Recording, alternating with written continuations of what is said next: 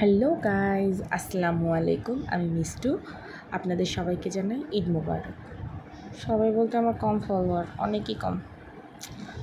আমাকে একজন আমার কাজিন বলছে, এত কম ফলোয়ার নিয়ে এত হ্যালো গাইস করো কিসের জন্য? কারণ যেদিন বেশি ফলোয়ার হবে সেদিন তো অনেক মানুষ শুনবে না, এই জন্য করি। কেউ বোঝেই না। ঈদে একজনের জন্য একটা ড্রেস বানিয়েছিলাম, সেটা ভিডিও আপনাদের সবার সাথে শেয়ার করার চেষ্টা করেছি, যতটুকু আমার সম্ভব হয়েছে ততটুকু। আপনারা ভিডিও দেখলেই বুঝতে পারবেন। আসলে এটা ছোট্ট একটা চেষ্টা মাত্র, আর কিছুই না আপনাদের সাথে শেয়ার করা যে আমি কী করতে পারি।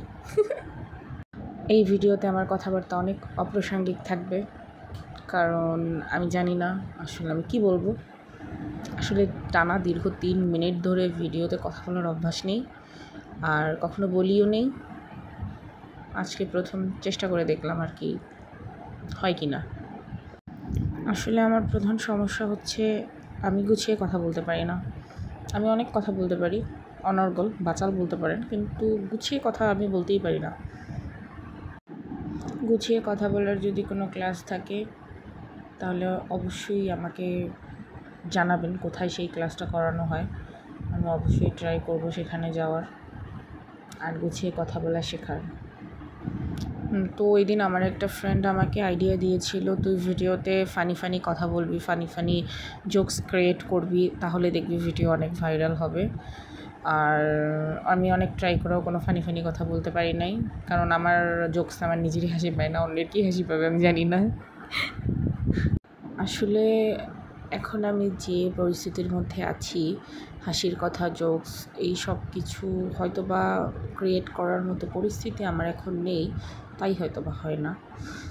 মানে হলো এই প্রথম কোরবানি যেটা আমি আমার বাবাকে ছাড়া করতেছি, তো আমি ঠিক কাউকে বুঝাতে পারবো না যে এটা কেমন একটা অনুভূতি। 5 মাস হলো আমার বাবা একটা রোড অ্যাক্সিডেন্টে মারা গিয়েছে। তখন থেকে এখন পর্যন্ত ফুল ফ্যামিলি আমার উপরেই ডিপেন্ডেন্ট। তো এই পরিস্থিতিতে আসলে কোনো জোকস কিংবা এই জিনিসগুলো আমি আসলে মনে হয় ভুলেই গেছি।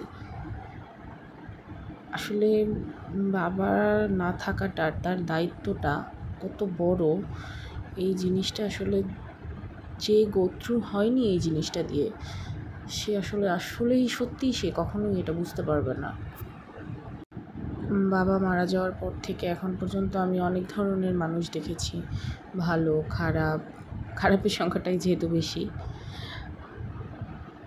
তাই বলার মতো তেমন কিছুই নেই। শুধু বলবো সবাই ভালো থাকুক পৃথিবীতে, আর কিছুই না।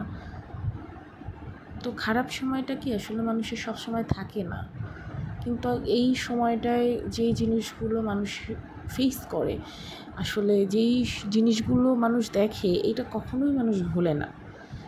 মানে আমি জানি না, আমি মনে হয় কখনোই ভুলতে পারবো না। সব কিছু স্বাভাবিক হবে, সব কিছু নর্মাল হয়ে যাবে, কিন্তু এই টোটাল জার্নিটায় বাবা মারা যাওয়ার পর থেকে এখন পর্যন্ত এখনও চলমান, তো যেই জিনিসগুলো আমি ফেস করেছি, আমি হয়তোবা আমার জীবনে, আমার পুরো জীবনের একটা সবথেকে বড় শিক্ষা হয়ে থাকবে। তো কিছু বলার নেই।